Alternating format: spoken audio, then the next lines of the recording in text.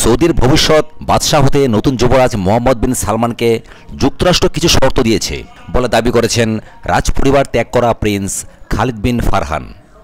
গত শুক্রবার the new খালিজ.org-র বরাত দিয়ে মিডল ইস্ট মনিটরের এক প্রতিবেদনে এই তথ্য জানানো হয়েছে। মিডল ইস্ট মনিটরের প্রতিবেদনে বলা হয়, এক টুইট বার্তায় খালিদ দাবি করেছেন, সৌদির রাজপরিবারের একটি বিশ্বস্ত সূত্রের কাছ থেকে তিনি যুক্তরাষ্ট্রের শর্তের বিষয়ে তথ্য পেয়েছেন। টুইটে খালিদ বিন দাবি করেন, বাবা সালমান বিন আব্দুল আজিজ আল সৌদের মৃত্যুর আগেই মোহাম্মদকে ক্ষমতায় বসাতে চায় যুক্তরাষ্ট্র। এর পূর্বশর্ত হিসেবে তাকে যুক্তরাষ্ট্র ও ইসরায়েলের প্রতি শর্তহীন আনুগত্য প্রদর্শন করতে হবে। খালিদের মতে বাদশাহ হতে চাইলে মোহাম্মদকে 3টি প্রধান শর্ত পূরণ করতে হবে। প্রথম শর্ত, ফিলিস্তিনের গাজার বাসিন্দাদের বিকল্প আবাসস্থল হিসেবে মিশরের উত্তর সিনাইয়ে স্থানান্তরের সহযোগিতা করতে হবে।